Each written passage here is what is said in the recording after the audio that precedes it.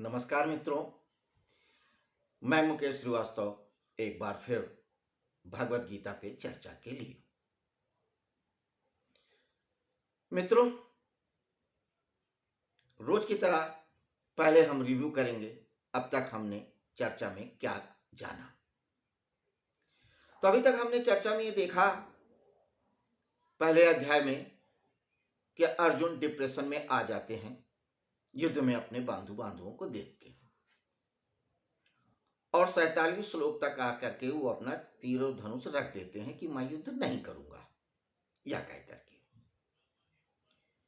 उनकी इन सारी बातों को भगवान कृष्ण सुनते रहते हैं चुपचाप बिना किसी इंटरप्शन के। और फिर शुरू होता है भगवत गीता का वह अध्याय जो इस भगवत गीता का सोल है, आत्मा है, मुख्य अध्याय है, सांख्य योग, यानी कि सम्यक ज्ञान, the correct knowledge which has been delivered by भगवान श्री कृष्ण टू द अर्जुन। तो हमने कल ये भी बात किया था कि इस अध्याय में भगवान श्री कृष्ण ने जो उपदेश दिया वो अल्टीमेट था, बिना किसी शक और शुबा के, द अल्टीमेट नॉलेज। उसके आगे कुछ नहीं बचता है और उसके पीछे भी कुछ नहीं बचता है। वहीं से अध्यात्म शुरू होता है और वहीं पे खत्म हो जाता है।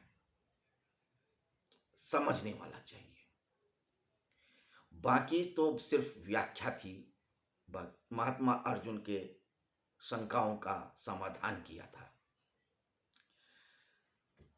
फिलहाल हम ये देखते हैं कि जितने भी तर्क उन्होंने दिए थे महात्मा अर्जुन ने युद्ध ना करने के, उनको पूरी तरह से सुनने के बाद आउटराइट रिजेक्ट कर दिया था भगवान श्री कृष्ण ने। ऐसा नहीं था कि वो उन्होंने सुना नहीं, या ऐसा नहीं था कि उन प्रश्नों के उत्तर नहीं दिया। उन्हीं प्रश्नों के उत्तर हालांकि हैं, लेकिन पहला रिएक्शन जो उनका था वो यही था कि तुम जो करने जा रहे हो वो बिल्कुल गलत है। नकार देते हैं, सीधे सीधे प्रहार करते हैं और कहते हैं अर्जुन से, कुतस्तत्वा कस्मलमिदं विस्मय समुपस्थितम अनार्जुष्टम स्वर्गम कीर्तिम करम अर्जुन। कुतस्तत्वा, हे अर्जुन, तुम्हारे अंदर ये कायरता कहां से आ गई इस विषमय स्थिति में? उठो और युद्ध करो।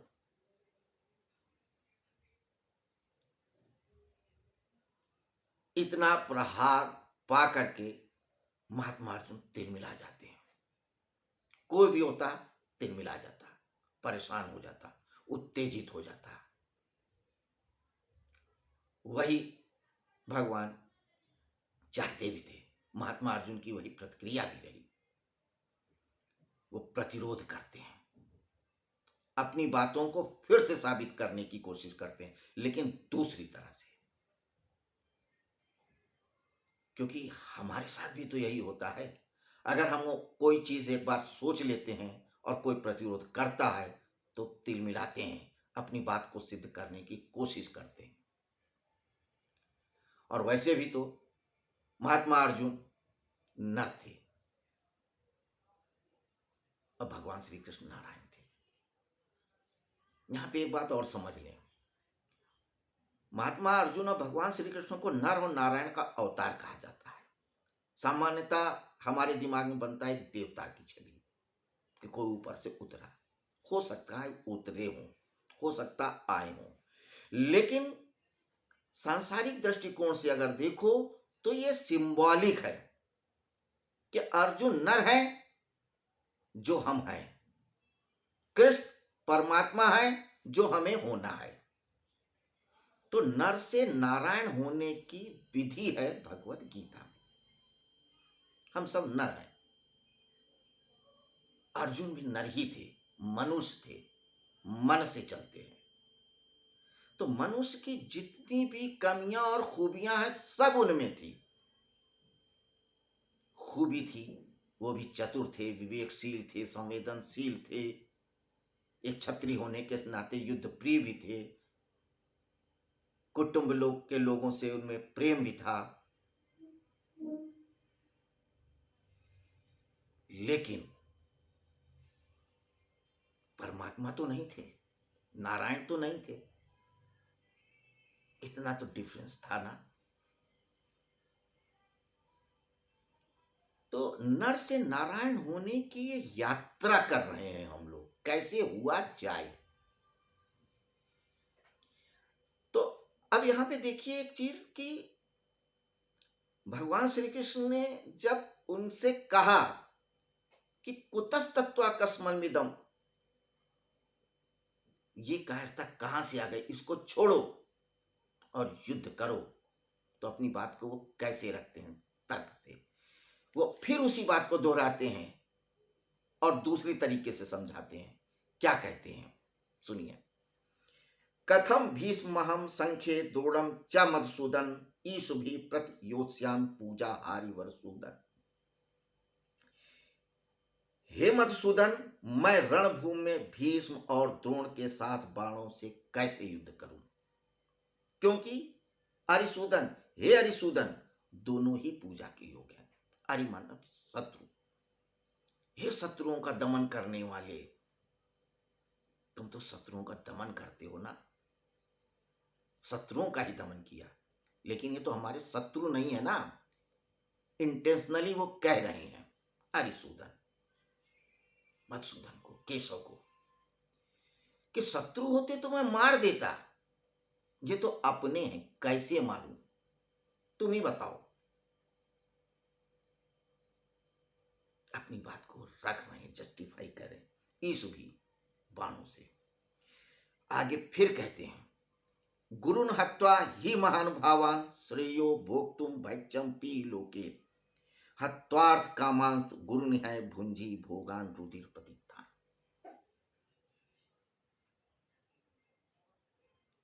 ये गुरुओं को, इन महान भावों को मारने से अच्छा है, श्रेयो बेहतर है, भैक्षम पी लोके, कि हम इस संसार में भिक्षा मांग के निर्वाह कर लें। हत्वार्थ कामांत गुरु है भुंजी भोगान रुधिर प्रतिष्ठान। रुधिर माने खून। अगर मैं इनका खून करूं, इनका हत्या करूं इनके, तो जो राज मिलेगा इनके खून से लिथड़ा और सना हुआ ही तो रहेगा। अपने ही खून से सने हुए राज्य को भोग के क्या सुख मिलेगा, सोचिए। तब आप कहिए कि उठो और युद्ध करो। सही तो कह रहे हैं, मानवीय धरातल पे बिल्कुल सही कह रहे हैं, कोई काट नहीं है। अब आप समझिए क्या होता है जब हम अपनी बात को मनवाना चाहते हैं तो हर तरीके से तर्क देते हैं, लेकिन यहां भगवान श्री कृष्ण तर्क तो सुनने की स्थिति में ही नहीं थे, क्योंकि उनको देना है अल्टीमेट नॉलेज। क्यों और कैसे अभी देखते हैं, लेकिन फिलहाल आगे और क्या कह रहे हैं अर्जुन। न चैत दिद्या कतरन्नो गरियो यद्वा जयेम यदि वा न जयेयु यानेम हत्वा न जिजिस्विषाम अवस्थिता प्रमुखे धातराष्ट्रा।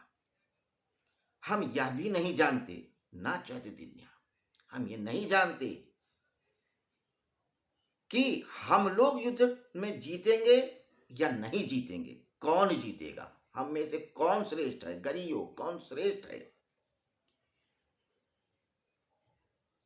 धृतराष्ट्र के संबंधी जो हमारे सामने खड़े हैं, इन जिनको मार करके हम जीना भी नहीं चाहते। पहली बात क्या है कि अभी ये भी नहीं क्लियर कि हम जीतेंगे या वो जीतेंगे, वो बलशाली हैं या हम बलशाली हैं। अगर हमें ये मालूम हो कि हम जीत जाएंगे तो चलो लड़ लें, हम ये पता ही नहीं है, हम हार भी तो सकते हैं, कैसे ज्यूम कर ले कि हम ही जीतेंगे। हम सब कुछ दांव पे लगा के लड़ें भी और हार भी जाएं, कुछ ना मिले, तो ना इधर के रहेंगे ना उधर के, ना घर के ना घाट के। तो इससे अच्छा घाट के ही हो जाए, युद्ध ना करें। अगर ये निश्चित कर दो कि हम जीत जाएंगे तो भी बात हो, मतलब शर्त की बात रख रहे हैं। देखिए, हम लोग ये चर्चा में जान चुके हैं कि भगवत गीता मन का विज्ञान है, मनुष्य का विज्ञान है। तो मन के भावों की परत दर परत खुल जाई है। यहां पे सामने से तो ऐसा लगता है कि अर्जुन बहुत महान है, वो त्याग करना चाहते हैं ताकि हमारे कुल की परंपराएं बची रहें, हमारे लोग मरे नहीं, जिनको जो मिलता है वो मिल जाए, हमें नहीं चाहिए। त्याग की बात कर रहे हैं, प्रेम की बात कर रहे हैं, उदारता की बात कर रहे हैं, ऐसा लग रहा है। अगर ऐसा होता तो शायद भगवान श्री कृष्ण उन्हें न रोकते, या रोक कह देते कि ठीक है भाई जाओ मत करो युद्ध। लेकिन ऐसा नहीं है। यहां पे जो उनकी उदारता है, जो स्नेह है, जो प्रेम है, सशर्त है। उनका जो अहंकार है वो विनम्र होके आया है। बहुत बार हम लोग भलाई करते हैं तो विनम्र होके करते हैं, किसी को क्षमा करते हैं तो विनम्र होके करते हैं। इसलिए नहीं करते हैं कि हम उसे क्षमा करना चाहते हैं, अपना अहंकार तुझ करें, जाओ तुम्हें माफ किया, या जाओ हमने तुमको दे दिया राजपाट, हमने तुमको धन दे दिया। अहंकार है अंदर, कहीं ना कहीं सूक्ष्म अहंकार वो देख चुके थे भगवान श्री कृष्ण, कि अर्जुन के अंदर एक अहंकार आ गया है कि मैं तो युद्ध जीत लूंगा। पहले आया था युद्ध के मध्य में जाने के पहले, वो अहंकार भी तोड़ना था। दूसरा एक और सूक्ष्म अहंकार आया, उदारता का, प्रेम का, कि नहीं चलो हम छोड़ देते हैं। सूक्ष्म अहंकार है, इसे भी तोड़ना है। अहंकार कैसे भी आए, विनम्र होके आए या तेज होके आए, खतरनाक दोनों में आए। विनम्र होके तो और ज्यादा खतरनाक हो जाता है। तो भगवान श्री कृष्ण यही चाहते थे कि उनके अंदर से ये अहंकार और ये अभिमान हट जाए, इन दोनों के परे हो जाए। इसलिए उन्होंने प्रहार किया कि युद्ध करो। उनके अहंकार को तोड़ना चाहते हैं कि ये जो कह रहे हो ना प्रेम, वो सब बेकार की बातें हैं, फालतू बातें हैं। इतने सारे तो तुमने युद्ध कर दिए, तब तुमको नहीं याद आती थी कि हम युद्ध करने जा रहे हैं? क्या हमेशा मालूम रहता था कि तुम इनसे युद्ध कर रहे हो, देवताओं से, राक्षसों से, तो जीत ही जाओगे? तब नहीं लगता था कि दूसरे लोग भी मारे जाएंगे और अपने लोग भी मारे जाएंगे? आज क्यों लग रहा है? अचानक ऐसा क्यों हो गया? तब भी मत ही करते युद्ध। कहीं ना कहीं युद्ध में रस तो था ना। और अभी भी लग रहा था 10 मिनट पहले, कुछ देर पहले, कि मैं युद्ध करूंगा और जीत जाऊंगा। तो एक सेकंड में सारी चीजें कैसे चली गई? तो वो अहंकार तोड़ना चाहते हैं, इसलिए वो ऑर्डर दे रहे हैं। इसके अलावा एक बात और, मध्य में उनका ले जाना प्लान था। क्या होता है, मैदान में मध्य में एक ही व्यक्ति खड़ा होता है। आपने देखा होगा क्रिकेट के मैदान, एम्पायर, जो खेल के मध्य में भी रहता है और खेल भी नहीं रहा होता है, और जो खेल में मध्य में होता है वो खेल भी नहीं रहा होता है, वो खेल को पूरी तटस्थता से देखता है, लिप्त नहीं होता है। मध्य में खड़ा है। फील्ड के बाहर खड़ा तो एक बार बायस हो सकता है, लेकिन एम्पायर की तरह जब कोई मध्य में खड़ा हो जाता तो बायस नहीं होता है। तो मध्य में लेके गए कि हे अर्जुन, पहले तुम मध्य में आओ, अंपायर बनो, देखो what is the justified, correct क्या है, सम्यक क्या है, और जो सम्यक हो, जो करेक्ट हो, जो बायस न हो, वो करो। अभी तुम बायस्ड हो, पक्षपात पूर्ण हो, चाहे इस तरफ चाहे उस तरफ। तो उनको यही शिक्षा देनी थी कि आप कैसे मध्य पे खड़े हो अपने, चाहे वो बाहर का युद्ध हो चाहे अंदर का युद्ध हो। और इस समय तो महात्मा अर्जुन बिल्कुल मध्य में खड़े थे। एक युद्ध बाहर होने जा रहा था और एक युद्ध अंदर चल रहा था। बाहर के मैदान में उन्होंने मध्य में खड़ा कर दिया उनकी फिजिकल बॉडी को, और अब उनके अंदर चल रहे युद्ध के मध्य में खड़ा करना चाहते हैं। इसके लिए उन्होंने यह सेंटेंस कहा, कुतस्तत्वाकर्षमलमिदम् भीष्मे समुपस्थितम् अनार्जुष्टम स्वर्गम कीर्तिम करम अर्जुन।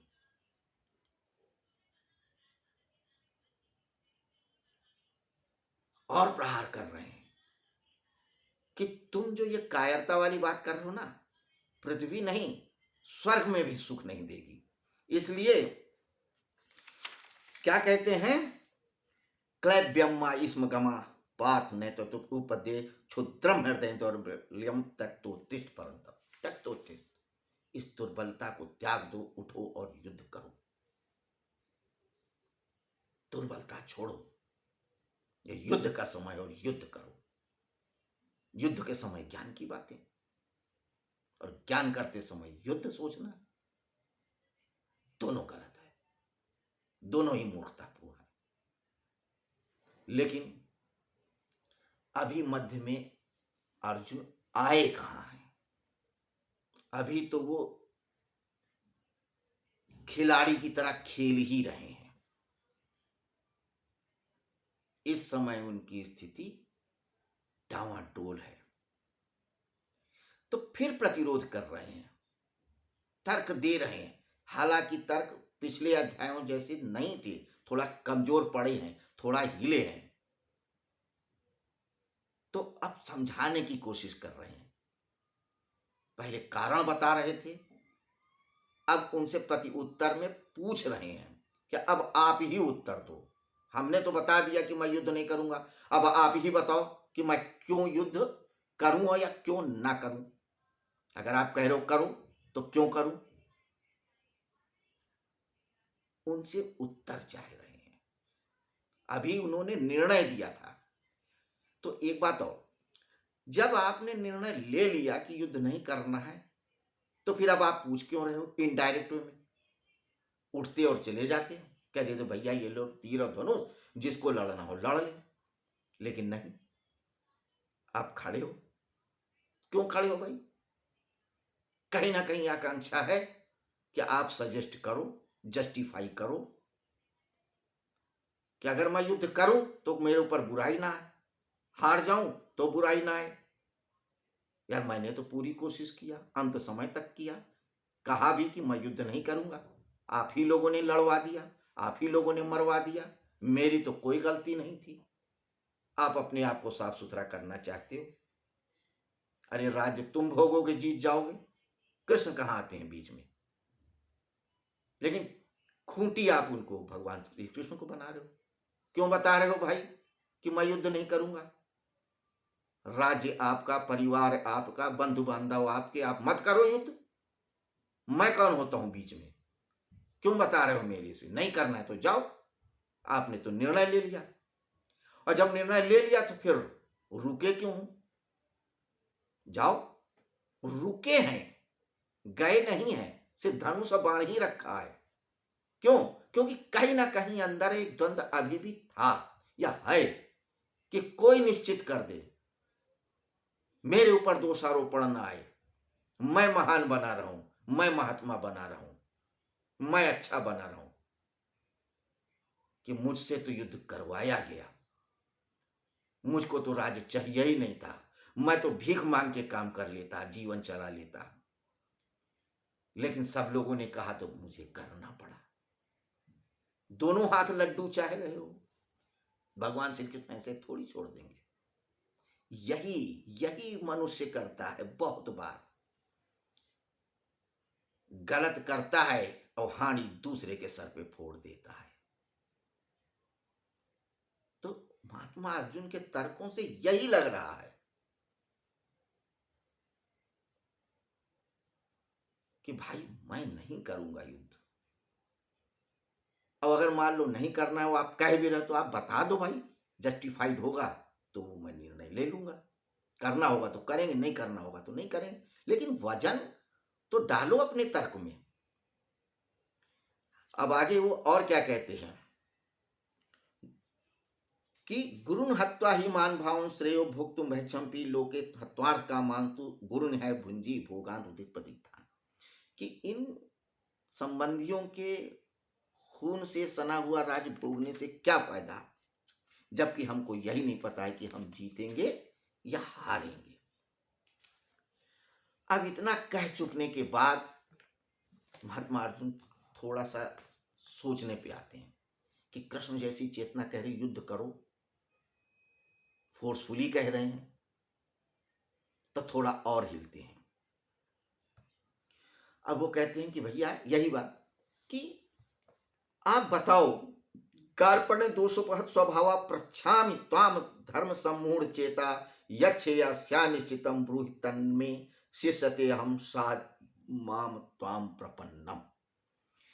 कायरता रूप दोषों से तिरस्कृत स्वभाव वाला, धर्म के विषय में मोहित अंतःकरण वाला मैं आपसे जो निश्चित कल्याण करने वाली बात हो वह मेरे लिए कहिए। मैं आपका शिष्य हूं, आपके शरण हूं, आप मुझे दीक्षा दीजिए। ये 7वां श्लोक बहुत महत्वपूर्ण का है, यही टर्निंग पॉइंट है। 6 श्लोक तक तो महात्मा अर्जुन का अहंकार था कि मैं ही युद्ध करने का निर्णय लेने वाला हूं, मैं युद्ध ना करने का निर्णय लेने वाला हूं। लेकिन भगवान श्री कृष्ण के यही कुतस्थ कस्मलमिदम की बात हिलते हैं, सोचते हैं कि कहीं मैं गलत तो नहीं कर रहा हूं। उनके ज्ञान चक्षु खुल जाते हैं, हथौड़ा पड़ गया, ताला टूट गया। तब शरणागत हो जाते हैं और कहते हैं कार्पण्य दोषो बहुत स्वभाव है, मेरे अंदर ये जो कायरतापूर्ण दोष आ गया है, मैं कायर था नहीं, आ गया है। फिर जस्टिफिकेशन कि अगर आप सोच रहे हो कि मैं युद्ध से भाग रहा हूं और मैं कायर हूं, तो मैं कायर नहीं हूं। ये फॉर टाइम बिंग आ गया है कहीं से, चाहे जैसे भी आ गया, स्थिति से, परिस्थिति से, किसी भी वजह से, तो मैं कायर नहीं हूं। लेकिन अब आ ही गया है, तो अब मैं क्या करूं, आप बताइए। कार्पण दोषो हत स्वभाव प्रच्छामि त्वाम धर्म सम्मूढ़ चेता। मैं आपसे पूछ रहा हूं धर्म सम्मूढ़ चेता, जो धर्म और अधर्म की बातों से विमूढ़ हो गया है। धर्म की बातों से लोग जल्दी भ्रमित हो जाते हैं, अधर्म की बातों से भ्रमित नहीं होते हैं, लेकिन धर्म की बातों से लोग अक्सर भ्रमित हो जाते हैं कि यार ये करें या ये करें। गलत करना होता है तो बहुत बार ज्यादा अपने अंदर कोई हलन चलन नहीं होती है, क्योंकि अधर्म जब करता है तो एक सुख मिलता है, एक रस मिलता है, एक तामसी, और आदमी कर लेता है। लेकिन जब धर्म के मार्ग में चलता है तो बहुत ही फॉरवर्ड्स आते हैं कि क्या करें और क्या ना करें, क्या सही है और क्या गलत है। जैसे अर्थनीति कहती है कि अगर आपको फायदा हो रहा है, राज्य मिल रहा है, तो युद्ध कर लो। धर्मनीति कहती है कि अपनों की हत्या नहीं करनी चाहिए। तब देखो यहां पे क्या है कि 2 बातें आ गई। एक कहता है हत्या करो और एक कहता है नहीं करो। तो यह असमंजस है, डुअलिटी। तो ये जो मेरे अंदर विमूढ़ता, असमंजस आया है, इसका भी आप उत्तर दीजिए, कह रहे हैं। और क्यों दीजिए? श्या निश्चितम ब्रूहि, निश्चित करके बताइए। तन्मे शिष्यते अहम साधि माम त्वाम प्रपन्नम, मैं अब आपका शिष्य हूं, आप मुझे अपना शिष्य जानिए। क्योंकि अर्जुन इतना तो जानते थे कि जब तक हम शिष्य नहीं बनेंगे, जब तक शरणागति नहीं होंगे, तब तक कुछ नहीं मिलेगा। सलाह तो मिल सकती है, शिक्षा नहीं मिल सकती। और वो जानते थे कि इस समय मुझे शिक्षा की जरूरत है, सलाह की नहीं। तो और बात कि वो शिक्षा सलाह जैसी ही थी, तो इसलिए वो शरणागति हो जाते हैं। तो ये श्लोक ये बताता है कि जब तक कोई नर नारायण के आगे शरणागति नहीं होगा, तब तक परफेक्ट नॉलेज नहीं मिलेगा। द सरेंडरनेस, सरेंडर करना, शिष्य बनना ही पहली शर्त है ज्ञान प्राप्त करने की। अगर ये हथौड़ा नहीं मारते भगवान श्री कृष्ण, तो शायद इतनी जल्दी महात्मा अर्जुन सरेंडर नहीं करते। क्या होता अगर मान लो वो समझाने पे आते, पहले ही कोई और तर्क देते, तो महात्मा अर्जुन क्या करते? उससे कोई बड़ा और तर्क दे देते। क्योंकि तर्कों से सामान्यतः बात नहीं बनती है। तर्क और तलवार दोनों तरफ से चलती है। जिसका भारी उसकी जीत। आपके पास तर्क ज्यादा है, आप शास्त्रार्थ में जीत जाओगे। आपके तलवार भारी है, आप युद्ध में जीत जाओगे। तो तर्क बल चाहता है, तर्क दोनों तरफ से चलता है। ग्लास आधा है या ग्लास आधा भरा है, सिद्ध नहीं किया जा सकता तर्क से। इसलिए भगवान श्री कृष्ण ने तर्क नहीं दिया, उत्तर नहीं दिया। कहा मैं उत्तर दूंगा तो ये प्रति उत्तर देंगे, फिर मैं उत्तर दूंगा, फिर कोई और उत्तर देंगे, अनंत सिलसिला चलेगा। बातों से अक्सर कोई हल नहीं निकलते। रोज गोलमेज कॉन्फ्रेंस होती रहती है, बड़े बड़े नेताओं में, बड़े बड़े बुद्धिजीवियों में, कोई हल नहीं निकलता। लगता है हल निकला, लेकिन निकलता नहीं। फिर वही स्थिति आ जाती है, यथा स्थिति। फिर कोई एक निर्णय ले लेता है व्यक्ति और लागू कर देता है, फिर धीरे धीरे सब राजी हो जाते हैं। तो इसलिए भगवान श्री कृष्ण ने तर्क दिया ही नहीं, निर्णय दिया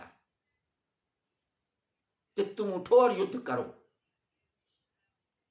उत्तर हमें देना ही नहीं, क्योंकि कंफ्यूजन अर्जुन में हो सकता था, भगवान में नहीं।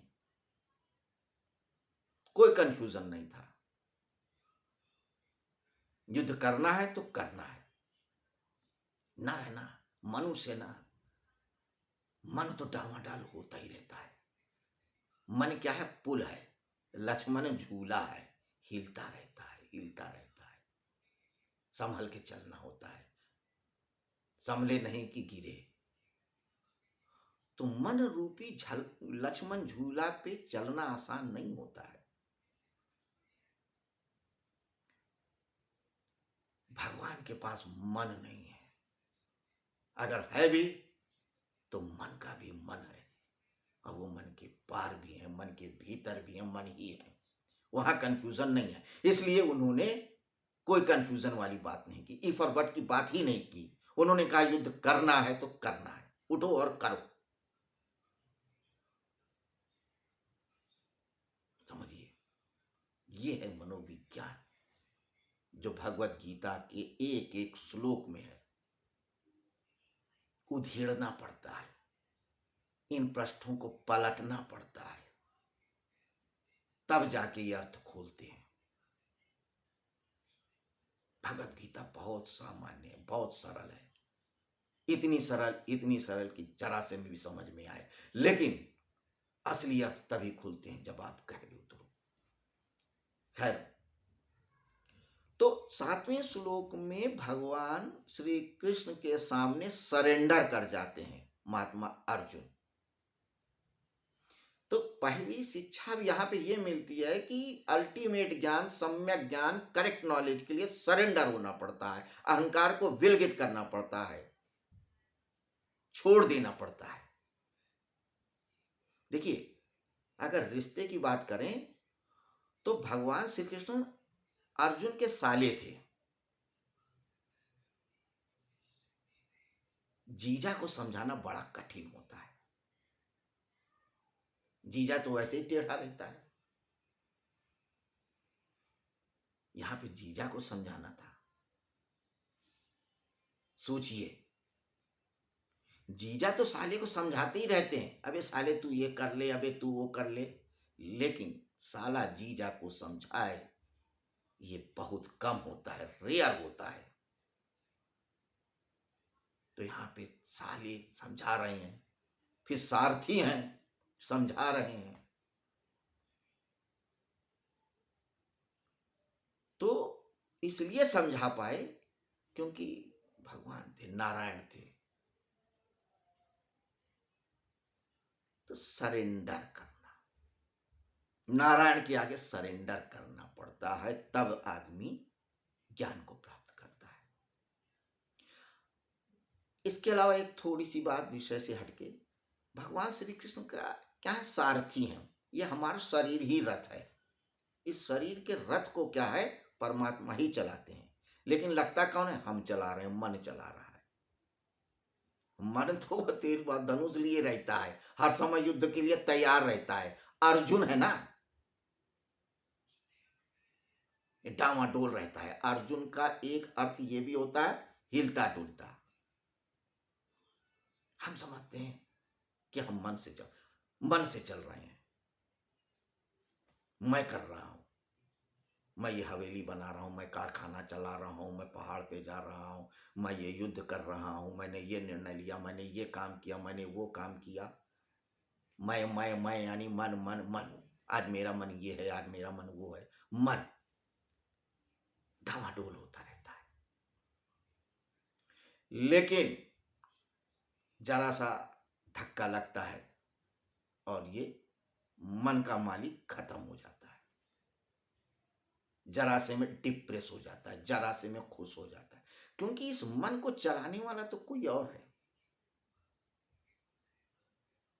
और वो चलाने वाला बहुत बार हमारे अहंकार को तोड़ता है। रावण का तोड़ा, कंस का तोड़ा, सबका तोड़ देता है। सिर्फ उसका नहीं तोड़ता जो सरेंडर हो जाते हैं।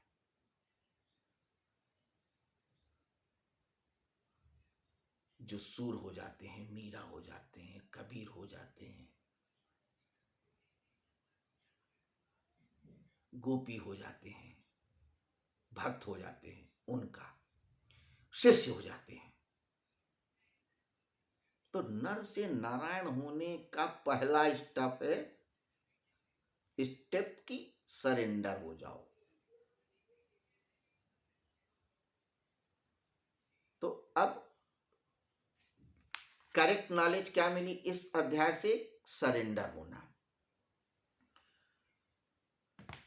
ये 8 श्लोक हुए, 4, 5, 6, 7, 8, जिनमें हमने चर्चा किया।